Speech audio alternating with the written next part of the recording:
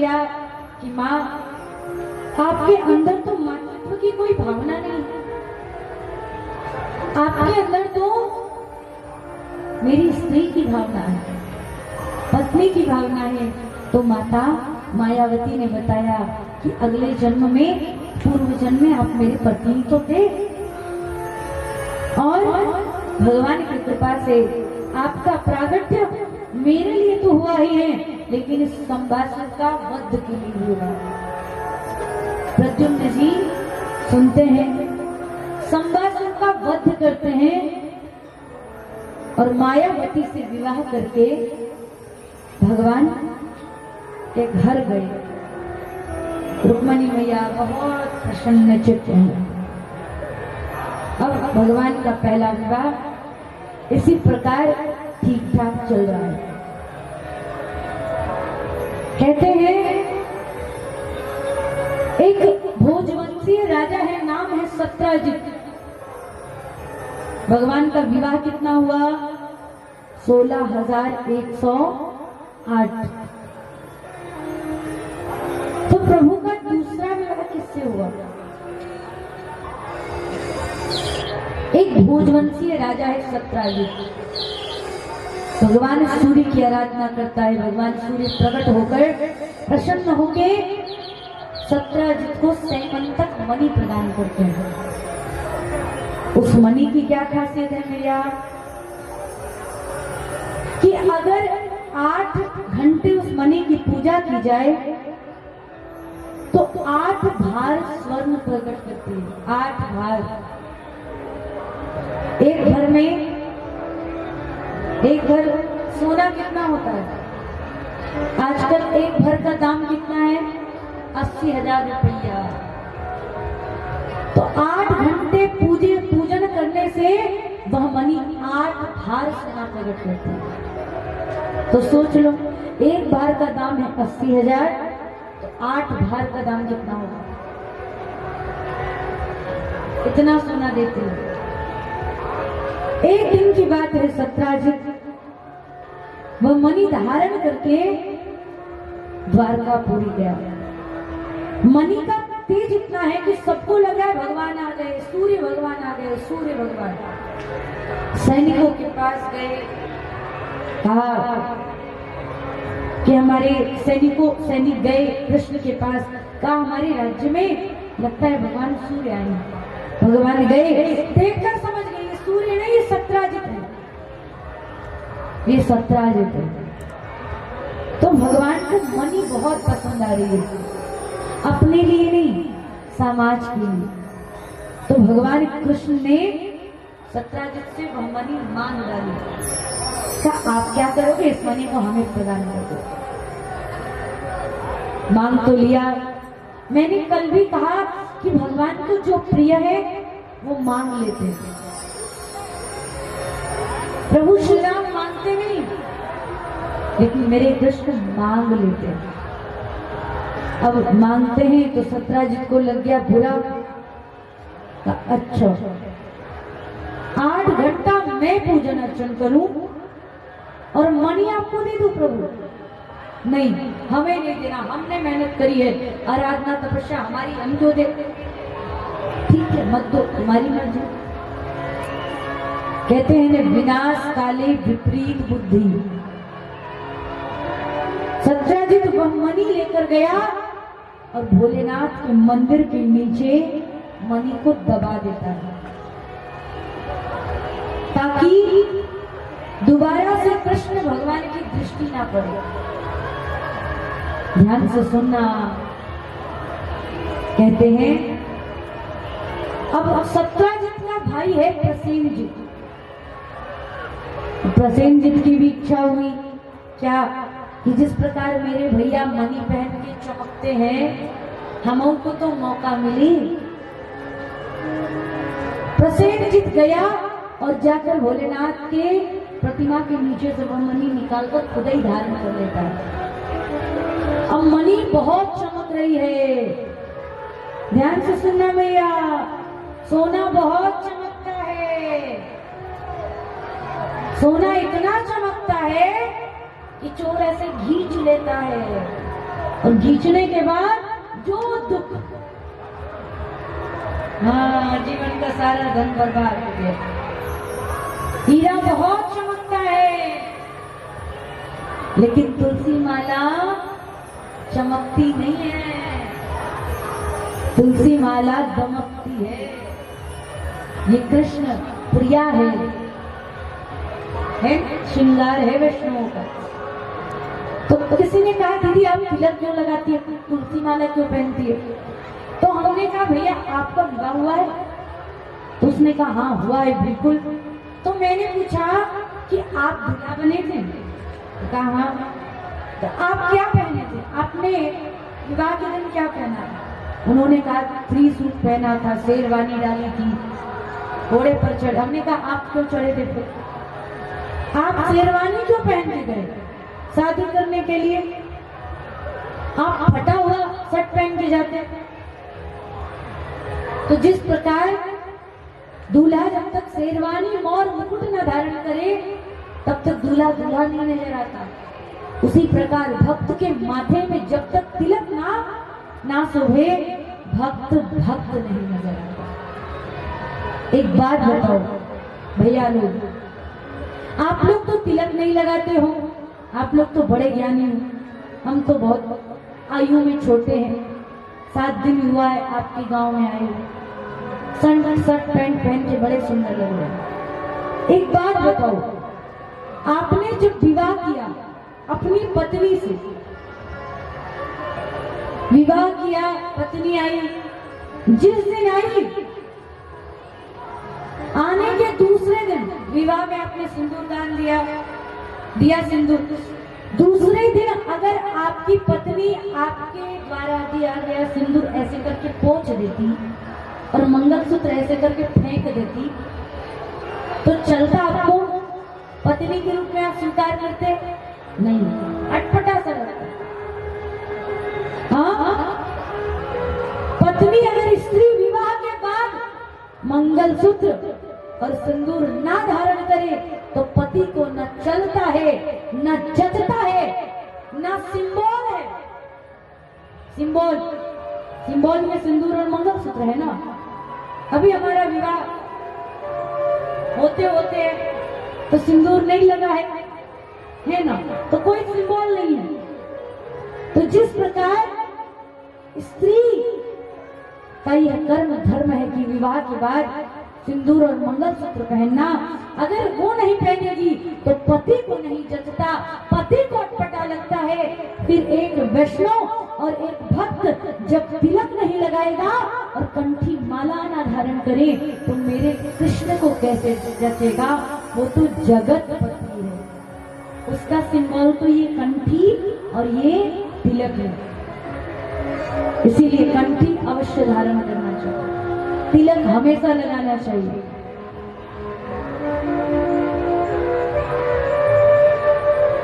आज प्रसेनजीत चमक रहा है, मनी बहुत चमक रही है। गया जंगल में, बाघ की दृष्टि पड़ी, भूख लगी है। बाघ ने आक्रमण किया प्रसेनजीत के ऊपर और प्रसेन का वध करके उसका मांस खाने लग गया। मांस, और मनी तो ना खा पाया बाघ, लेकिन मांस खा गया। इसीलिए गले में सोना होगा तो चोर ले जाएगा, कंठी होगा तो कुछ, यम में दूध भी कुछ नहीं कर सकते।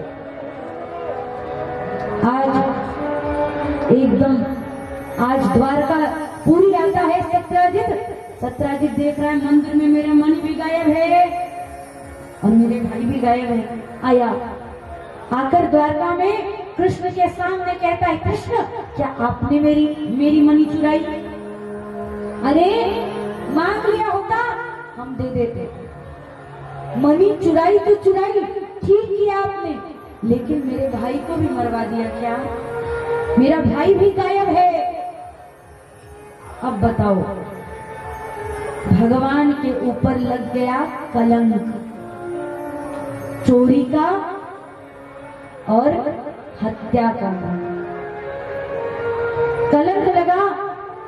तो कृष्ण सोच रहे हैं कि जो कार्य मैंने किया नहीं, जो पाप मैंने किया नहीं, उस पाप को स्वीकार कैसे करूं। सारी द्वारका में हल्ला मच गया कि कान्हा चोर है, कृष्ण चोर है।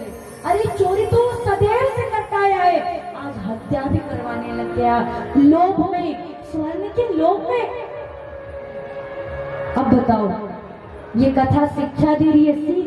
भागवत का हर अध्याय, हर श्लोक और हर पाठ शिक्षा देता है कि जीवन में करना क्या है। आज लोग इधर उधर परेशान हो रहे हैं, क्या इतना कर रहे हैं फिर भी नाम नहीं हो रहा, इतना सेवा दे रहे हैं, समाज सेवा कर रहे हैं, फिर भी कोई नाम नहीं ले रहा। माता जी लोग खाना पकाती हैं, अगर खाना नहीं बना, चार बोली अगर कोई बोल देता है, इतना पका रही हूं फिर भी कोई नाम नहीं हो रहा। सब कलंक लगा रहे हैं, हमने कुछ नहीं किया। अरे एक बात बताओ, जब कलंक जगत के जगदीश्वर पर लग गया तो आप कौन से बात के बछड़े। कृष्ण पर कलंक लगा, चोरी का आरोप, समझ रहे हो। कान्हा भी छूटे नहीं है, सत्ता आपके साथ है तो लोग संसन डोल रहे हैं। कृष्ण के ऊपर भगवान गए आवरण करने, सैनिकों के साथ गए जंगल में प्रसेनजीत को ढूंढने के लिए। अभी बताया नहीं कुछ, हमने चोरी नहीं की। गए, जब गए तो आगे देखते हैं कि रक्त से लिपटा हुआ वस्त्र पड़ा है। अच्छा, उठाया, सैनिकों से पूछा, देखो क्या ये वस्त्र सत्यजीत के भाई प्रसेनजीत का है? हाँ, उन्हीं का लगता है स्वामी। अच्छा, लगता है इसका वध हुआ है, जानवरों ने शिकार बनाया। आगे देख रहे हैं कि बाघ के हाथों पैरों के पंजों के निशान को देखकर आगे गए तो आगे देखते बाघ भी मरा पड़ा है। ध्यान से सुनना, वह बाघ भी मरा पड़ा है। अच्छा, और आगे एकदम भालू के पंजों का निशान है बाघ के शरीर के ऊपर। श्री सुखदेव जी बताते हैं कि राजन, जिस क्षण बाघ ने प्रसेनजीत का आहार बनाया, बाघ मणि लेकर जब आगे जा रहा है तो जामवंत जी की दृष्टि बाघ के मुख के मणि पर गई। जामवंत जी की दृष्टि, जामवंत कौन है? प्रभु श्री राम के वानर सेनाओं के सैनिक दल के सेनापति जामवंत। द्वापर युग में थे, त्रेता युग में थे, रामावतार में यही जामवंत। कहूँ नीचपति सुनो हनुमाना, काचुप साधी रहे बलवाना, पवन तनय बल पवन समाना, बुद्धि विवेक विज्ञान निधाना। यही जामवंत जी महाराज श्री हनुमान जी को समुद्र लांघकर लंका नगरी तक इन्होंने ही भेजा था।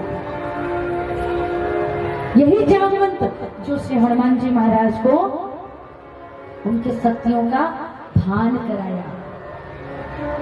तो जामवंत जी ने सोचा कि ये बाघ ने मणि का क्या करेगा, मार दिया और अपनी गुफा में जाकर अपनी बेटी जामवती को प्रदान कर दिया। द्वापर युग में भगवान का इंतजार कर रहे हैं। अब श्री कृष्ण उस रीछ पति के पंजों के निशान को देखकर आगे गए तो एक गुफा है। सैनिकों को आदेश दिया, सैनिक यहीं रहो, अगर मैं 17 दिन के अंदर नहीं आया तो जाओ, जाकर द्वारका में बता देना कि आपका द्वारका भी सुना रहा। भगवान गए तो देख रहे हैं कि एक छोटी सी पुत्री मणि से खेल रही है। मणि को मांगा, कृष्ण का देवी मणि प्रदान करिए। जामवंत जी की बेटी जामवती ने कहा नहीं। उधर से निकले जामवंत जी, एकदम शरीर भारी है, बूढ़े हो चुके निकले। जामवंत कहते हैं अगर मणि चाहिए तो युद्ध करो। और अब जामवंत जी राम भक्त हैं, लेकिन कृष्ण से युद्ध कर रहे हैं। क्यों? क्योंकि कृष्ण को पहचान नहीं पा रहे हैं। मणि चाहिए तो युद्ध करो। कहते हैं ठीक है, 27 दिनों तक युद्ध हो रहा है, कोई नहीं हार रहा।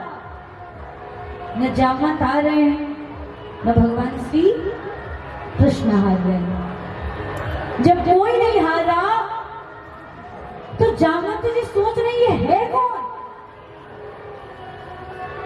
युद्ध कर रहे हैं। अचानक से दृष्टि भगवान श्री कृष्ण के छाती पर पड़ी।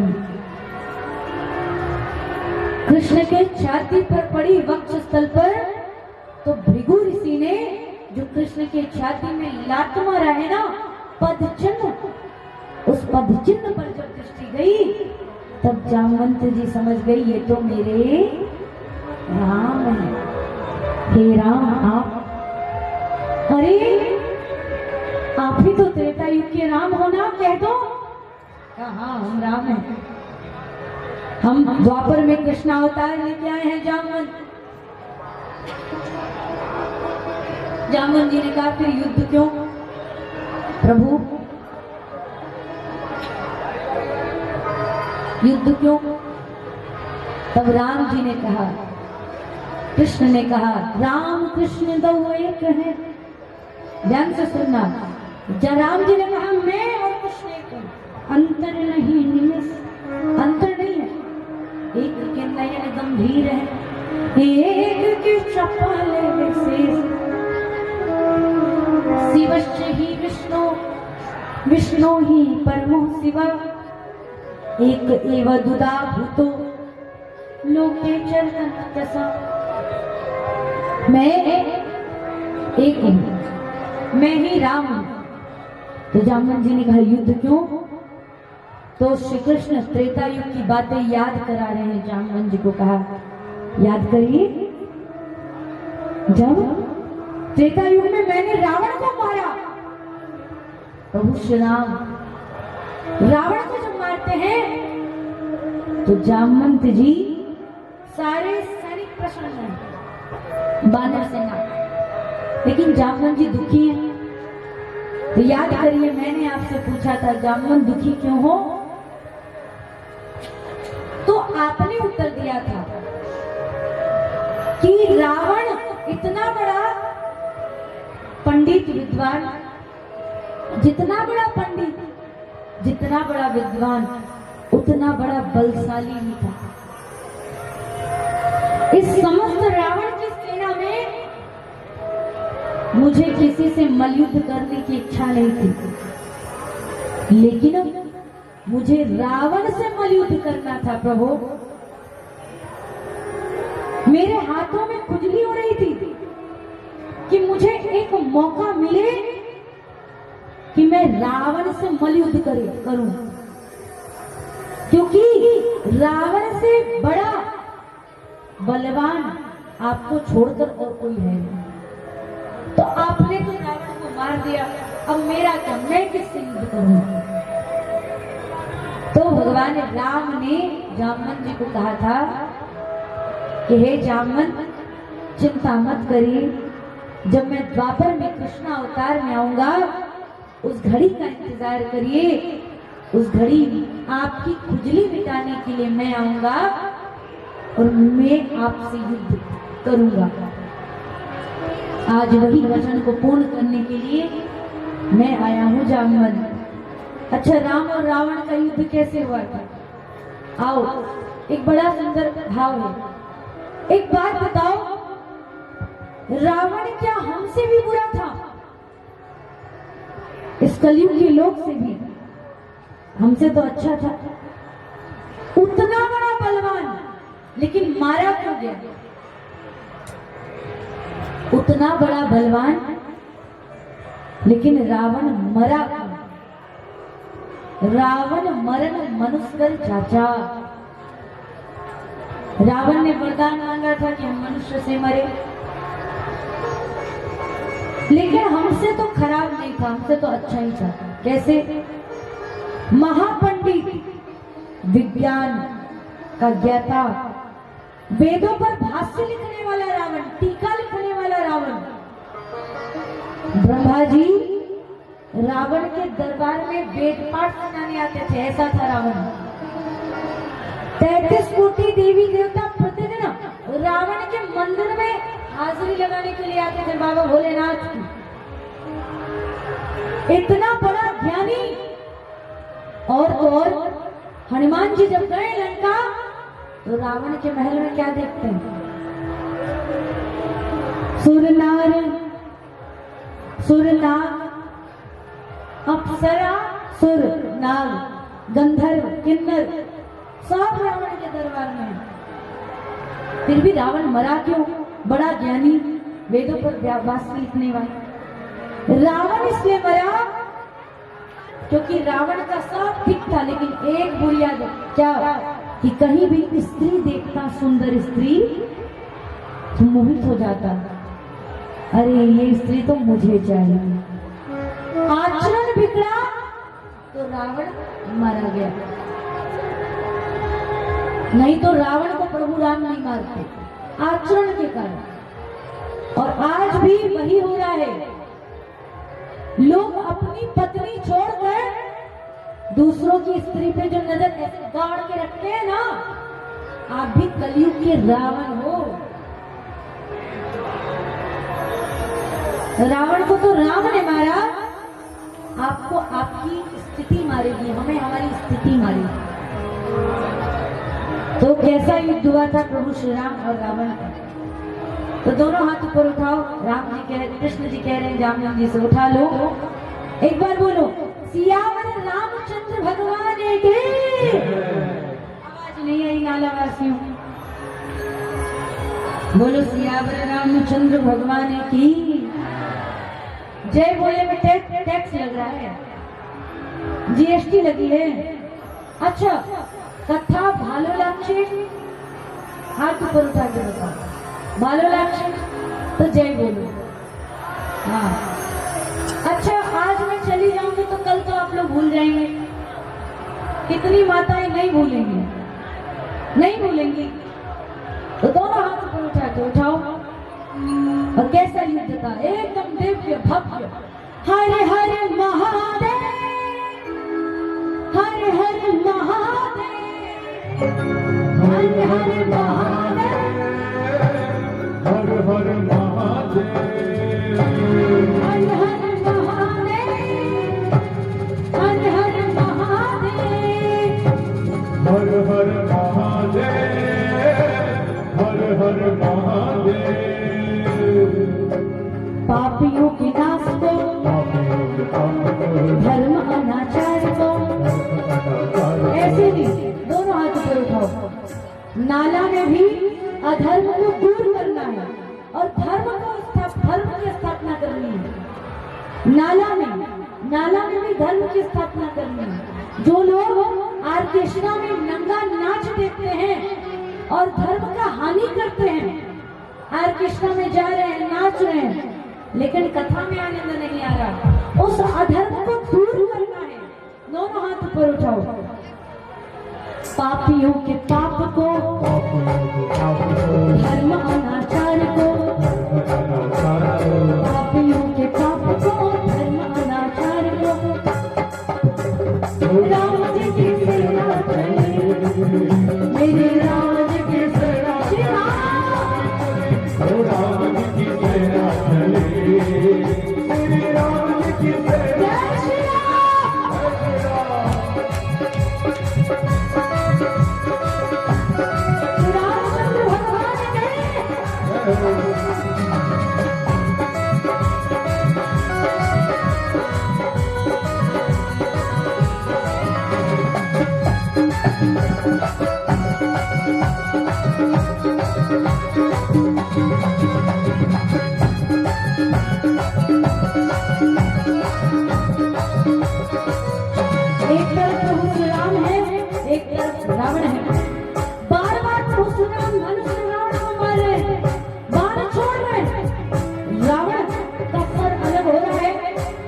परंतु फिर भी जुड़ जा रहा है,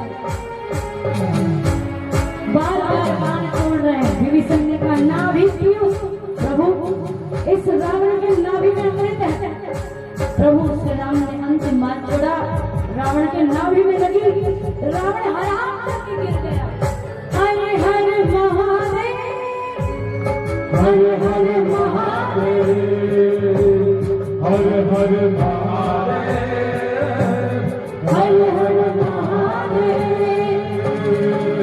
श्री राम जी की सेना चली, मेरे राम जी की सेना चली, श्री राम जी की सेना चली, श्री राम जी की सेना चली, मेरे राम जी की सेना चली, मेरे राम जी की सेना चली, श्री राम जी की सेना चली,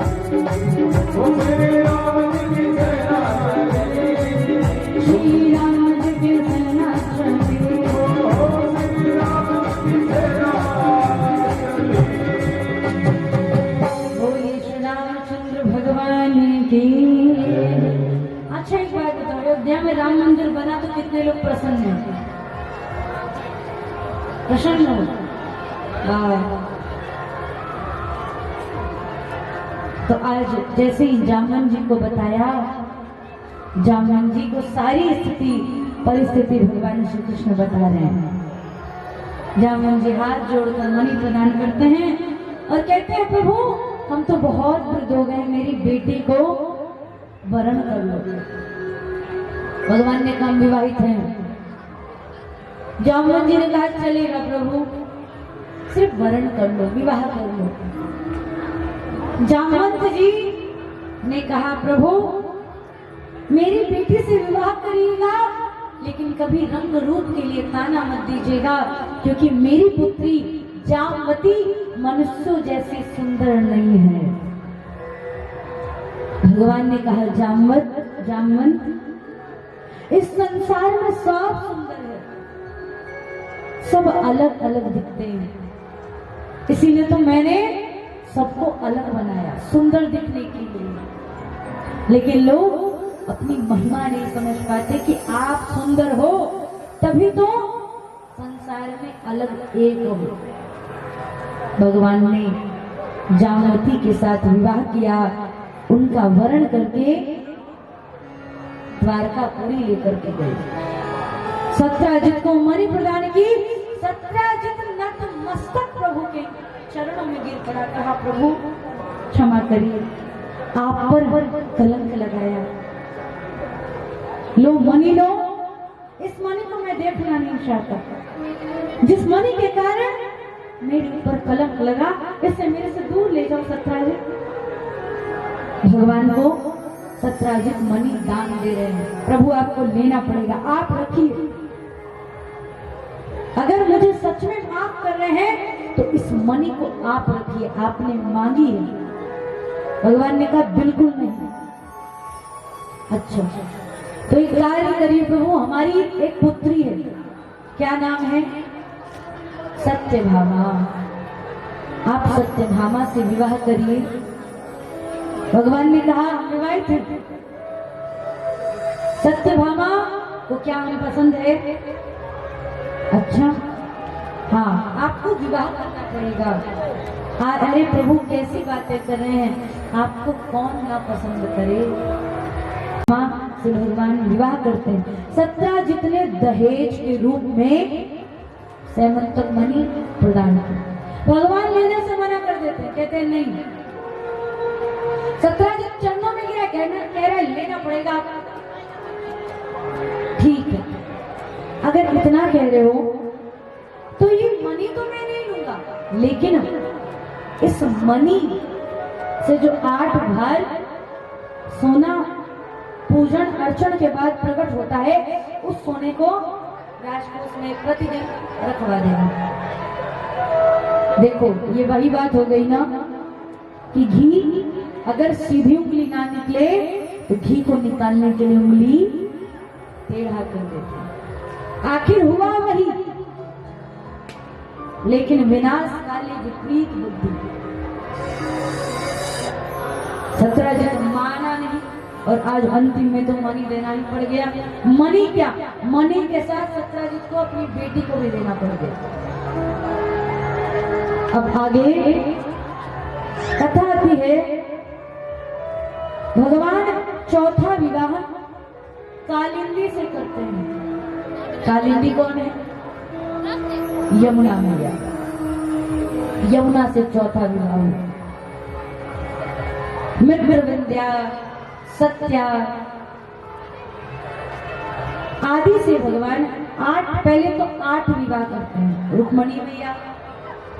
रुक्मणी मैया और व्यामवती जी और सत्यभामा, सुंदर है, पृथ्वी का स्वरूप है। कालिंदी, यमुना, सत्या, भद्रा, सुतकृति, ऐसे भगवान ने 8 पटरानियों के साथ विवाह किया। अब ध्यान से सुनना, एक भौमासुर नाम का दैत्य है। क्या नाम है दैत्य का? देखो 10 बजे तक तो सुनना है, उसके बाद मजाल है आज के बाद कथा सुनो, है ना? हाँ ओ मैया, पीछे वाली भौमासुर नामक दैत्य है। भौमासुर गया, कहाँ गया? इंद्र के अमरावती पर चढ़ाई करता है। इंद्र की समस्त अप्सराओं को भौमासुर अपने कारागृह में बंदी बना लेता है। 16,000 कन्याओं को भौमासुर ने बंदी बनाया है। भौमासुर बेटा किसका है? पृथ्वी माता का। पृथ्वी से भौमासुर ने वरदान प्राप्त किया है कि जब तक आप ना आदेश दे तब तक मुझे कोई मार ना पाए। इसीलिए भगवान ने सत्यभामा से विवाह किया, क्योंकि सत्यभामा ही पृथ्वी माँ है। भगवान की हर लीला में कुछ ना कुछ शिक्षा छिपी है। कथा आती है क्या कि भौमासुर 16,100 कन्याओं को बंदी बनाकर चाहता है कि जब 17,000 कन्याएं हो जाएंगी तो 17,000 कन्याओं से हम विवाह करेंगे अकेले। नारद जी का आगमन हुआ। कैसे? नारायण श्रीमन्नारायण हरे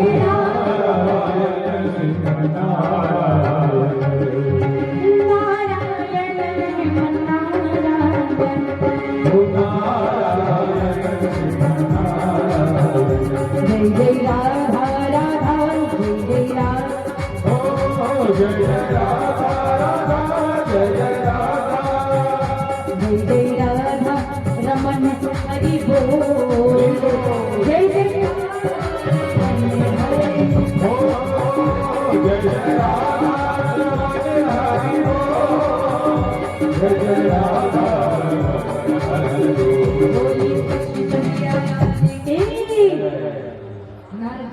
क्या प्रभु चलिए भौमासुर का वध करिए, नहीं तो 16,100 कन्याओं का जीवन बर्बाद हो जाएगा। भगवान सत्यभामा को लेकर गए, क्योंकि सत्यभामा ही पृथ्वी माता है। लेकर गए और शंखनाद किया भगवान ने। पहले पूछ लेते सत्यभामा, अब मैं इसका वध कर सकता हूँ? सत्यभामा ने कहा बिल्कुल प्रभु वध करिए। भौमासुर के साथ भगवान भयंकर संग्राम कर रहे हैं। एक दैत्य है मूर नाम का दैत्य। मूर भी भौमासुर के साथ मिलकर भगवान के साथ युद्ध करने के लिए आ गया। भगवान ने मूर का भी वध किया और भौमासुर का भी वध किया। भगवान का एक क्या नाम है? मुरारी। मूर नामक दैत्य का वध करने के कारण मेरे कृष्ण का नाम पड़ा है मुरारी। बोलिए मुरारी भगवान की। 16,100 कन्याओं को भगवान ने मुक्त कर दिया। कहा जाइए अपने घर। सभी गई। अब गई तो उनके घर वाले स्वीकार ही नहीं कर रहे। क्यों? कह रहे हैं, घर वालों का कहना है कि तुम लोग दैत्य के यहाँ रह के आई हो, हम स्वीकार नहीं कर सकते। 16,100 कन्याएं भगवान श्री कृष्ण के चरणों में गिरी। कहा, प्रभु एक बात बताइए, आपने हमें हमारा घर भेज दिया, हम गए, लेकिन एक बात बताइए, जब माता सीता अशोकवटी में रहकर आई तो दुनिया वालों ने अग्नि परीक्षा ली। उस वक्त तो लिया ही लिया, परंतु माता सीता जब अयोध्या गई तब भी उनके साथ यही हुआ। ये दुनिया वाले जिन्होंने मां सीता को स्वीकार नहीं किया, ये दुनिया वाले जिन्होंने मीरा को स्वीकार नहीं किया, ये दुनिया वाले क्या हमें स्वीकार करेंगे? मीरा की भक्ति सुनाई कैसी है। छोटी सी मीरा है, 5 साल की मीरा, वृक्ष के नीचे बैठी है। देखती है अचानक से कि बाराती बगल से गुजर रहा है। मीराबाई अपनी माँ से पूछती है, माँ ये बाराती किसको जा रही है? माँ ने कहा, ये विवाह की बाराती है। अच्छा माँ, विवाह क्या होता है? माँ ने कहा, विवाह माने 7 जन्मों का बंधन, उसे विवाह कहते हैं। जिन्होंने ये कंठी माला पहनी है ना, पति के साथ तो 7 जन्म का ही रिश्ता है, भगवान के साथ जन्मों जन्म का रिश्ता है। ये कंठी माला एकदम धारण कहते हैं। मीराबाई ने कहा, माँ विवाह क्या होता है? 7 जन्म क्या होता है? अरे बेटा, लड़का लड़की का विवाह होता है ना साथ में। अच्छा माँ, ये क्या होता है? मीराबाई की माँ समझा रही है, बेटा हर स्त्री को एक लड़का मिलता है उसके जीवन को चलाने के लिए। अच्छा तो माँ क्या मुझे भी लड़का मिलेगा? कहा बिल्कुल। तो मेरा लड़का कहाँ है? छोटी सी 5 वर्षीय मीरा पूछ रही है, मेरा लड़का कहाँ है माँ? मीराबाई की माँ परेशान हो गई, क्या उत्तर दे? छोटी सी बच्ची और प्रश्न इतने बड़े बड़े। छोटो सो गुलधर नागर बगल में रखा। माँ ने उठाया और उठाकर गिरधर की मूर्ति मीराबाई के हाथों में दिया और कहा, बेटा आज से यही तेरा दूल्हा, यही तेरा पति। तब छोटी सी 5 वर्षीय मीरा ने क्या उत्तर दिया बताओ? कितना सुंदर उत्तर दिया। 5 वर्षीय मीरा बोल उठी, माँ वाह, तेने तो कमाल कर दियो, मोको मेरा दूल्हा मिल गया माँ, मोको मेरा दूल्हा मिल गयो। कैसे? मीराबाई ने अपनी माँ से कहा। माँ भी चकित रह गई।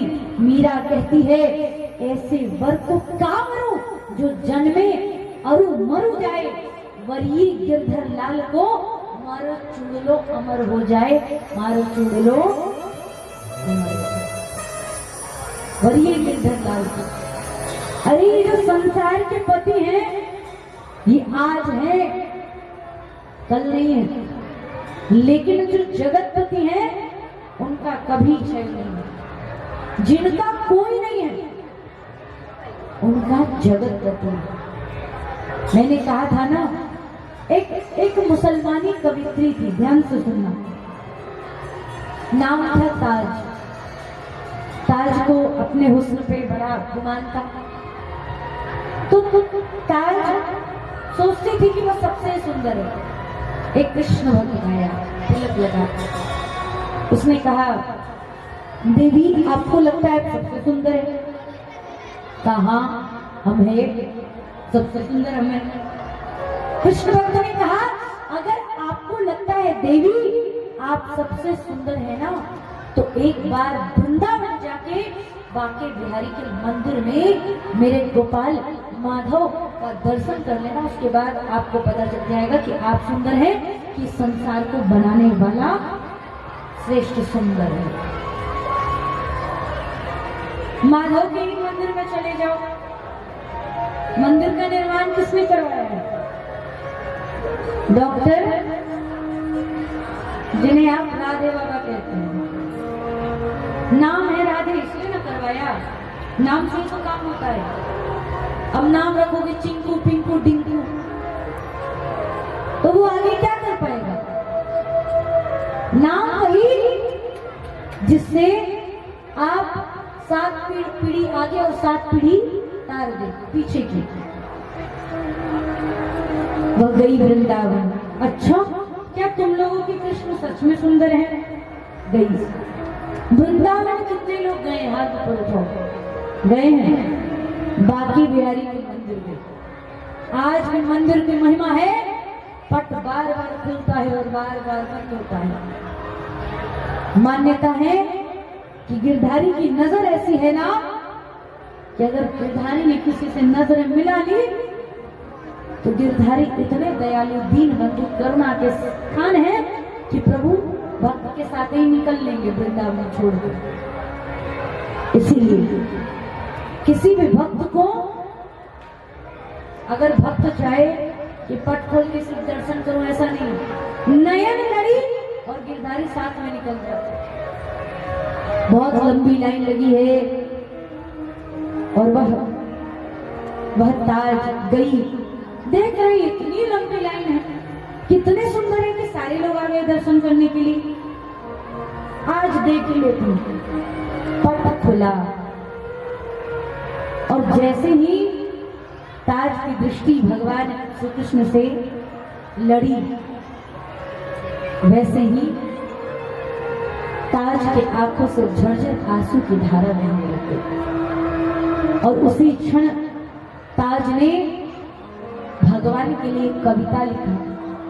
इस सनातन धर्म के लिए, इस सनातन धर्म की जागृति के लिए कविता लिखा। क्या वह ताज लिखती है, सुनो दिल जानी मेरे दिल की कहानी।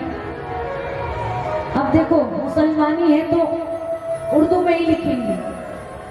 लिखती है, सुनो दिल जानी मेरे दिल की कहानी, हूँ तो मुसलमानी किंतु आज से प्रभु बिहारी के दर्शन करने के बाद से मैं हिंदवानी ही कहूंगी, तिलक ही लगाऊंगी और नंद के लाल कुर्बान तेरी सूरत पे कलमा नमाज छोड़ कृष्ण पूजा ठानी है, कलमा नमाज छोड़ राम पूजा ठानी है, कलमा नमाज छोड़ तुम्हारी पूजा ठानी। इतना सुंदर धर्म है कि लोग अपने संप्रदाय को छोड़कर अगर भगवान को जान गए तो आना चाहते हैं। विदेशी लोग हमारे पूर्व कृषि मंत्री श्री वाटुल झा जी श्रीमद भागवत के पुष्प अर्पित कर आशीर्वाद देंगे। श्री राधा बोलिए वृंदावन बिहारी लाल की।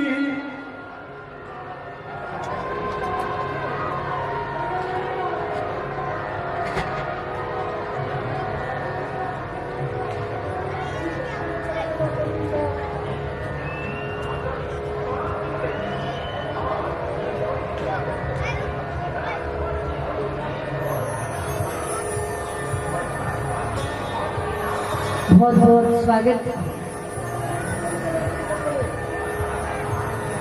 आगमन हुआ, बहुत बहुत अभिवादन। तो इतना सुंदर धर्म है, कितने सुंदर है मेरे प्रभु कि जाति पाति पूछे नहीं कोई, हरि सो भजे सो हरि कहूँ, हरि सो भजे सो हरि कहूँ। जाति पाति मायने नहीं रखता। आप अगर कृष्ण की सेवा कर रहे हैं आप कृष्ण जी, तुलसी अपने राम को, राम को, हाँ तुलसी अपने राम को, तुलसी तो अपने राम की है ना। तो कैसे भगवान सुंदर है, दोनों हाथ ऊपर उठाओ, कैसे सुंदर है। आज अंतिम है ना, तो थोड़ा भगवान का भी भजन होना चाहिए, कैसे सुंदर है। दोनों हाथ ऊपर उठाओ और गाओ क्या, हरि राम बड़े प्यारे, गोविंद बड़े प्यारे हैं, कृष्ण बड़े प्यारे, श्री राम बड़े प्यारे। ऐसे नहीं, दोनों हाथ ऊपर उठाओ, कैसे सुंदर है। मेरे सरकार का दीदार बड़ा प्यारा है,